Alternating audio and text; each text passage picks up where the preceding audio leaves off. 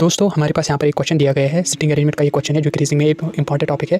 कहा गया है 6 family members Pankaj, Gopi, Chetan, Dinesh, Aakash and Vyom are standing around a circular table. Gopi is between Vyom and Chetan, Pankaj is between Aakash and Dinesh, Vyom is to the immediate right of Dinesh, who is opposite to Dinesh. आपको ये दिया गया है question में कंडीशन, आपको इनको बनाना है।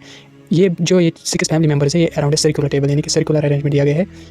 ऐसे हमारे पास एक सर्कुलर टेबल है, इस पर बैठे हुए हैं 6 फैमिली मेंबर्स। ठीक, कंडीशन दिए गए, हमें बताना है who is opposite to Dinesh, Dinesh को कौन अपोजिट आएगा, ऑप्शन 4 दिए गए हैं। दोस्तों आप ये कंडीशन यूज़ कीजिए, फिर बताइए राइट आंसर क्या आ जाएगा, वो कमेंट में मेंशन कीजिए। आइए देखते हैं। अगर आप देखोगे गोपी इज़ बिटवीन, सबसे पहली condition Gopi is between Vyom and चेतन।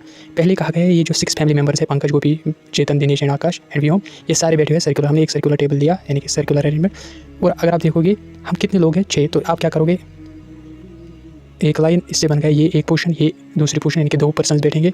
अब एक और लाइन, 3 और 4 पॉइंट्स आ गए जहाँ पर 4 पर्सन बैठ सकते हैं। अब इसी तरीके से एक और लाइन लेंगे तो 2 पोर्शंस आ गए, तो 6 पर्सन्स के लिए पोर्शंस आ गए। अब बिठाना है इस सर्कुलर अरेंजमेंट में अकॉर्डिंग टू कंडीशन। कहा गया है Gopi is between Vyom and चेतन। हम मान के चलते हैं ये जो 6 फैमिली मेंबर्स है ये सेंटर फेसिंग है, यानी कि टेबल के अंदर की ओर देख रहे हैं, यानी कि ये आपस में फेसिंग है। ठीक, towards each other, facing towards each other, तो हम मान के चलते हैं ये अंदर की तरफ देख रहे हैं। ठीक, बाहर भी मान सकते हैं, हमने माना ये अंदर की तरफ देख। ठीक, उसके बाद अगर आप देखोगे कहा गया गोपी इज बिटवीन व्योम एंड चेतन, तो हम क्या लेंगे, हम लेंगे गोपी को।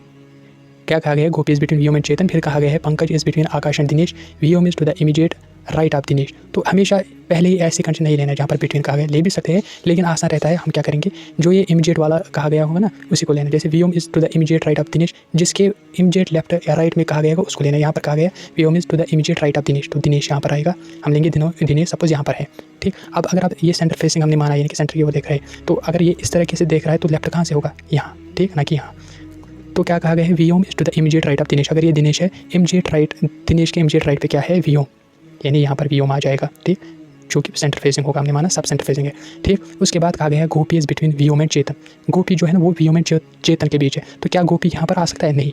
क्यों, अगर गोपी यहाँ पर आएगा तो कहाँ पर वो व्योम एंड चेतन के बीच आएगा, तो गोपी ऑब्वियसली यहीं पर आएगा, जो कि अब चेतन और व्योम, चेतन फिर यहाँ पर आएगा, तभी गोपी व्योम और चेतन के बीच आएगा, क्योंकि व्योम की पोजीशन फिक्स हो गई यहाँ पर।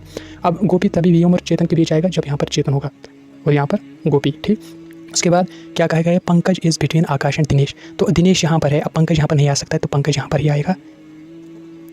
और उसके बाद ये जो है आकाश यहाँ पर आएगा। क्यों, क्योंकि Pankaj is between Aakash and Dinesh, इसका मतलब बीच में पंकज आएगा, आकाश और दिनेश के बीच है। दिनेश ऑलरेडी यहाँ पर है तो आकाश यहाँ पर आ जाएगा। तो इस वजह से ये इनका अरेंजमेंट बन गया अकॉर्डिंग टू कंडीशन। अब बताना है who is opposite to Dinesh, Dinesh के अपोजिट कौन है, चेतन। सो आपका राइट ऑप्शन है बी। दोस्तों अगर आपको ये क्वेश्चन पसंद आ चुका होगा तो शेयर कीजिए, लाइक कीजिए इस वीडियो को। इस तरीके के क्वेश्चन देखने के लिए हमारे पेज को फॉलो कीजिए।